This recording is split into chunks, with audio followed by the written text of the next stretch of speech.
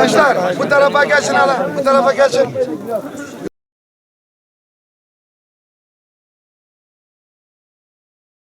Ormandan gelip giriyor. Orman kesilir diyor ya adam. Girmezler ya.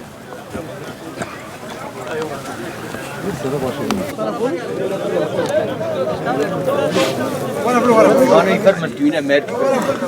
Muhtar gel Muhtar. O ne yeri lan? Ben sana vereyim. Ali abi gel. Ali abi var gel.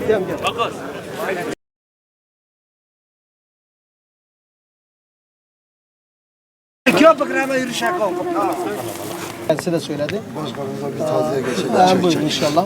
Ona göre şey yapalım. Başkanım buyursun. Yapmamız lazım başkan. Bugün tatil. Yaşlı olarak hemen hemen bu cemaatin en yaşlısı. Bu çevrede 4 köyü etkileyen bir sorundan dolayı muhtarımız, ilçe başkanımızı aradı. Biz de Hüdapar İl Başkanı olarak özellikle dedik gidelim bu sorunu yerinde öğrenelim. Sebebi ne, nedeni ne diye muhtarımızdan, köylümüzden, çobanımıza kadar hepsini dinledik. Onlar da gereken açıklamaları bize yaptılar. Türkiye nüfusunun %7'si köylerde, %93'ü de şehirde yaşıyor. Köy, özellikle köylü kesimi şehirlerin peynirini, sütünü, etini bir şekilde karşılıyor. Ama yeri geldiğinde hayvancılık yapabilecek durumda olan yerlerde eğer köylülerinden alırsa valla şehirli aç kalır. Kusura bakmasın. Yoksa şehirli bu konuda ciddi sıkıntı yaşar. Ama şunu söylüyoruz. Diyoruz ki bir sorun varsa sorun çözümü yine milletle beraber olması lazım. Bugün devlet ile millet el ele verdiği zaman 15 Temmuz gibi büyük bir zafer ortaya çıkıyor. Ama köylü ile millet el ele vermediği zaman, devletle el ele vermediği zaman sıkıntı ve sorunlar başlar. Bakın şu anda Karabeyil köyünün üst tarafındaki mera alandayız. Yani ormanlık alandayız. Bu ormanlık alanda özellikle 10.000'e yakın, 4 köyün ortasında bulunan 10.000'e yakın hayvan, küçükbaş hayvan besleniyor.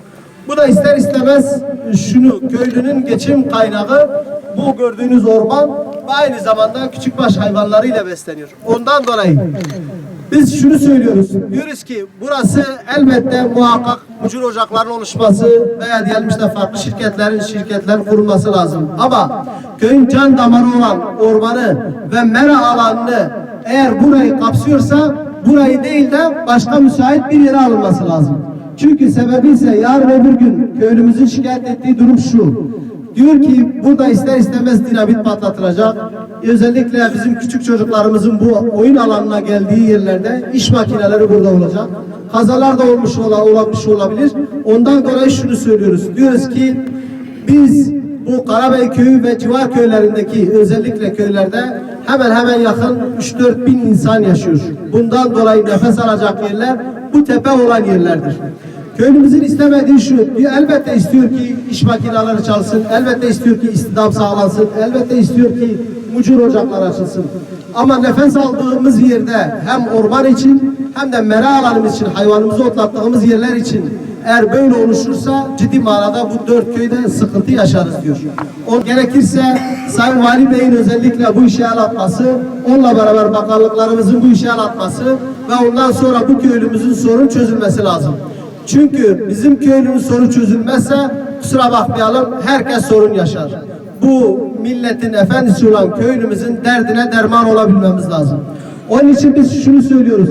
Şu anda bu 4 köyün ortasında bulunan bu mera alanı ve orman için özellikle bir çözüm bulunması lazım. Firma başka bir yerde bir mucur alanı oluşturabilir ama köylü burada taşınabilecek durumda değildir. Atalarından, dedelerinden beri gelen bir yerleşim yeridir.